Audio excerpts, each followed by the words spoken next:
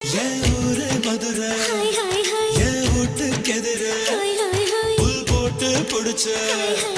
என் போய் கால் குதிரை நீதானே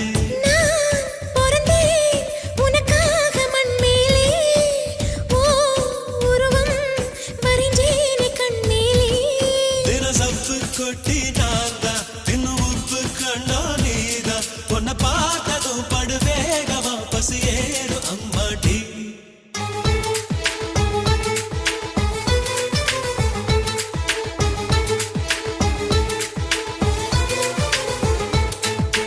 எல்லா மலையிலும் நல்ல மலையந்தா ஏழு மலைய பத்தி தெரியாதா